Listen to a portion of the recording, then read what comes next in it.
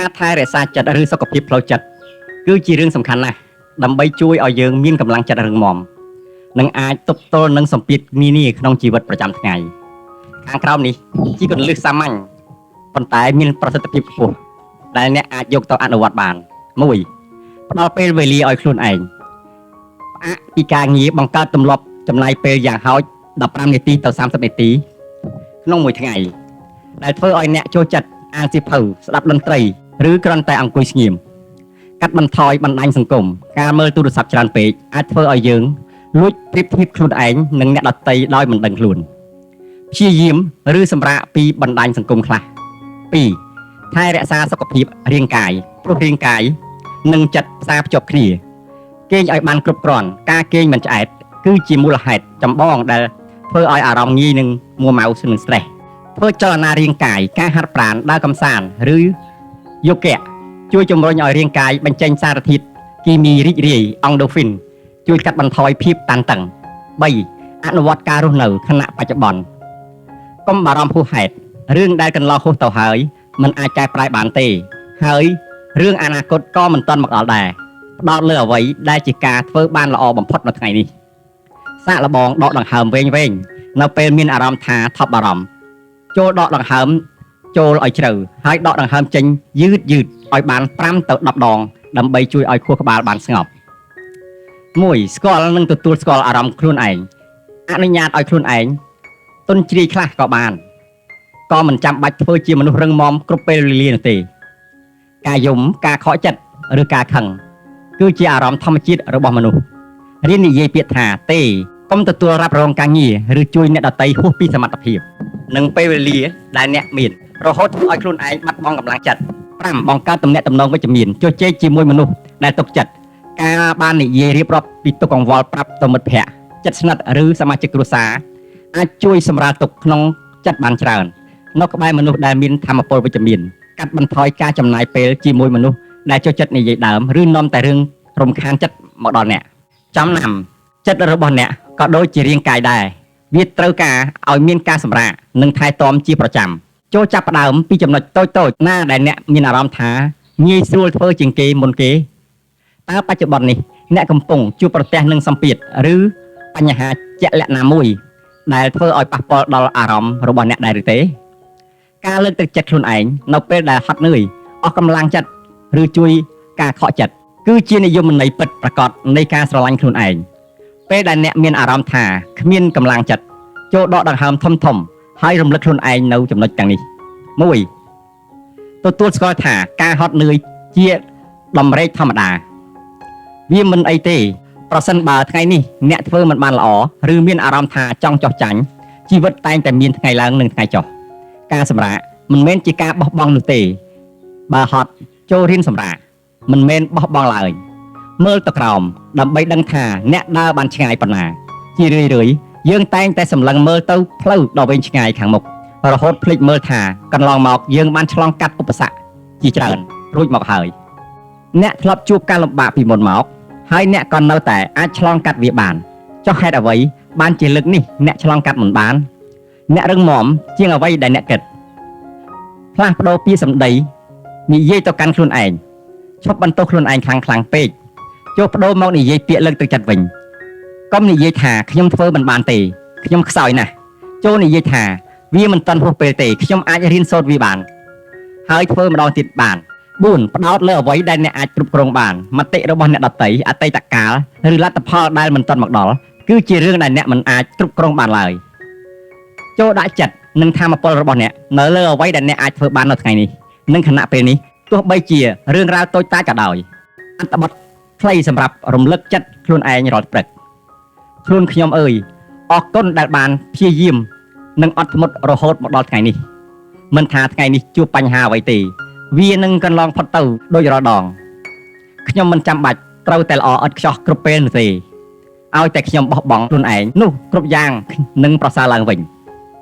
ចូលសម្លឹងមើលកញ្ចក់ញញឹមដាក់ខ្លួនឯងហើយប្រាប់ខ្លួនឯងថាយើងធ្វើបានស៊ូណាការធ្វើឲ្យខ្លួនឯងមានក្តីសុខមិនមែនតលតែយើងមានរឿងធំដុំឬរងចាំតលតែជោគជ័យខ្លាំងទើបអាចធ្វើបាននោះទេតែក្តីសុខពិតប្រាកដជារឿយកើតចេញពីការចេះបង្កើតភាពរីករាយតូចៗ នៅក្នុងជីវិតប្រចាំថ្ងៃនឹងការលែងលះខ្លួនឯងពីសម្ពាធទាំងឡាយខាងក្រោមនេះជាវិធីសាស្ត្រសាមញ្ញដែលជួយឲ្យអ្នកមានក្តីសុខដោយខ្លួនឯង 1. រកក្តីសុខពីរឿងតូចតាច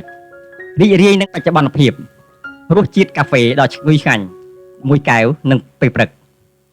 ខ្យល់អាកាសត្រជាក់ឬការបានស្ដាប់បទចម្រៀងដែលអ្នកចូលចិត្តជាក្តីសុខនៅជុំវិញខ្លួនអ្វីដែលធ្វើខ្លួនឲ្យចូលចិត្តចំណាយពេលយ៉ាងហោចណាស់30នាទីក្នុងមួយថ្ងៃធ្វើកិច្ចការដែលធ្វើទៅសប្បាយចិត្តដោយមិនខ្វល់ថាវាផ្ដល់ផលចំណេញឬលុយកាក់ឬអត់នោះទេដូចជាដាំដើមឈើលេងហ្គេមមើលរឿងឬចម្អិនអាហារ 2. ឈប់ប្រៀបធៀបខ្លួនឯងទៅនឹងអ្នកដទៃផ្លូវដើរខុសគ្នាជីវិតរបស់មនុស្សម្នាក់មានសិភៅរៀងខ្លួនការមើលឃើញជីវិតដ៏ល្អឥតខ្ចោះរបស់គេនៅលើបណ្ដាញសង្គមជួនកាលគ្រាន់តែជ្រុងមួយដែលគេចង់បង្ហាញតែប៉ុណ្ណោះប្រកួតប្រជែងនឹងខ្លួនឯងចូលប្រៀបធៀបខ្លួនឯងនៅថ្ងៃនេះជាមួយនឹងខ្លួនឯងកាលពីម្សិលមិញឲ្យតែអ្នកដើរទៅមុខទោះបីជាបោះបង់ជំហានតូចមួយ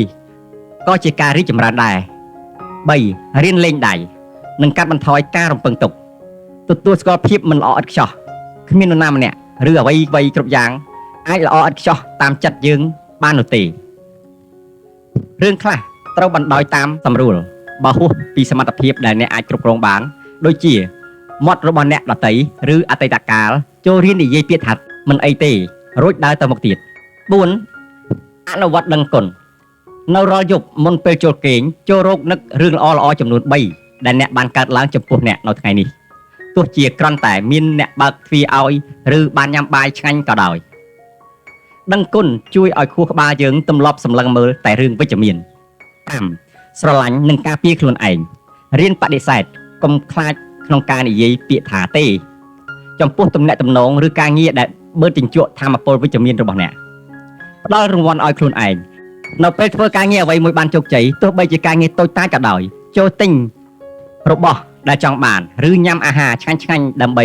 លើកទឹកចិត្តខ្លួនឯងចាំថាក្តីសុខជាជំរើសមិនមែនជាលក្ខណៈនោះទេអ្នកមិនចាំបាច់ទាល់តែមានគ្រប់យ៉ាងទើបអាចមានក្តីសុខនោះទេគឺគ្រាន់តែចេះពេញចិត្តនឹងអ្វីដែលខ្លួនមាននៅពេលនេះគឺគ្រប់គ្រាន់ហើយតើថ្ងៃនេះមានរឿងអ្វីតូចតាចមួយដែលអាចធ្វើឲ្យអ្នកញញឹមបានហើយឬនៅការរៀនធ្វើចិត្តនិងការដាក់វិន័យឲ្យខ្លួនឯងការរៀនធ្វើចិត្តនិងការដាក់វិន័យឲ្យខ្លួនឯងគឺជាវិនិយោគដ៏ល្អសម្រាប់ជីវិត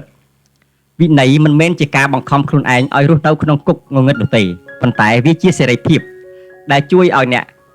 មិនវង្វេងទៅតាមអារម្មណ៍មួយឆាវនិងអាចសម្រេចគោលដៅពិតប្រាកដបាន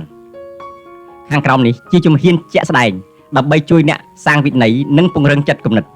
1. ចាប់ផ្ដើមពីវិន័យតូចតាចដែលងាយធ្វើបំផុតកុំតន់អាលដាក់គោលដៅធំពេករហូតធ្វើឲ្យខួរក្បាលមានអារម្មណ៍ថាខ្លាចនិងចង់គេចវេះចូលចាប់ផ្ដើមពីរៀបចំគ្រែគេងភ្លាមបន្ទាប់ពីក្រោកពីគេងផឹកទឹកមួយកែវធំរាល់ព្រឹកកំណត់ពេលមើលទូរស័ព្ទឧទាហរណ៍មិនមើលទូរស័ព្ទ30នាទីមុនចូលគេងនិងក្រោយក្រោកពីគេងហេតុផលនៅពេលអ្នកធ្វើរឿងតូចតាចនេះបានសម្រេចខួរក្បាលចាប់ផ្ដើមជឿជាក់ថាយើងនិយាយពាក្យណាគឺធ្វើពាក្យនឹង 2. បំបែកអារម្មណ៍ចេញពីការតបកិច្ចមនុស្សដែលមានវិន័យមិនមែនគេមានអារម្មណ៍ចង់ធ្វើការរាល់ថ្ងៃនោះទេប៉ុន្តែគេធ្វើវាព្រោះវាជាកាតព្វកិច្ចរៀនធ្វើទាំងគ្មានអារម្មណ៍បើអ្នករងចាំតតែមានអារម្មណ៍ល្អទើបធ្វើការងារឬទៅហាត់ប្រាណអ្នកនឹងមិនអាចធ្វើវាបានជារៀងរាល់ថ្ងៃច្បាប់5វិនាទីនៅពេលត្រូវធ្វើអ្វីមួយហើយចិត្តចាប់ផ្ដើមរារែកចូលរាប់ថយក្រោយ5 4 3 2 1រួចក្រោកឈរធ្វើវាភ្លាមដោយមិនបណ្ដោយឲ្យខួរក្បាលរកលេសដោះសារ 3. គ្រប់គ្រងបរិស្ថានជុំវិញខ្លួនការផ្អែកលើតែកម្លាំងចិត្តតែមួយមុខគឺមិនគ្រប់គ្រាន់ទេព្រោះចិត្តមនុស្សយើងងាយចុះខ្សោយណាស់គួររៀបចំបរិស្ថានជុំវិញខ្លួនឲ្យជួយយើងបើចង់អានសៀវភៅដាក់សៀវភៅនៅក្បែរខ្នើយឬលើតុដែលយើងងាយឃើញហើយយកទូរស័ព្ទទៅទុកឲ្យឆ្ងាយ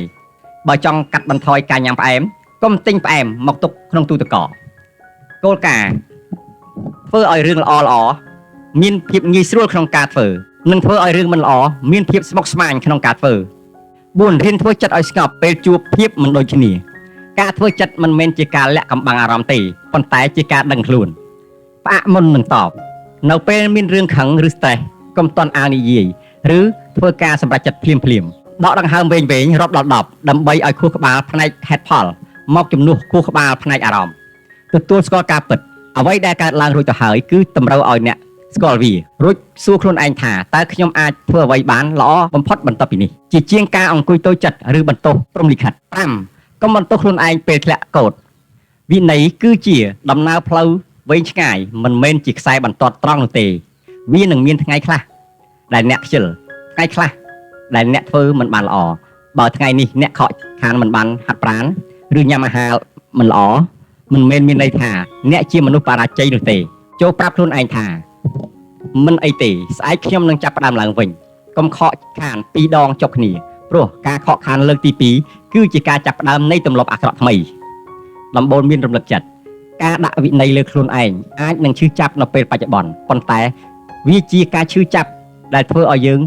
រីកចម្រើនចំណែកឯការងារបដ ாய் ខ្លួនតាមអារម្មណ៍ផ្ដល់ភាពស្រណុកមួយផ្លែតប៉ុន្តែវាបន្សល់ទុកនៅការសោកស្ដាយយ៉ាងខ្លាំងនៅថ្ងៃអនាគតតើវិន័យឬទម្លាប់ណាមួយ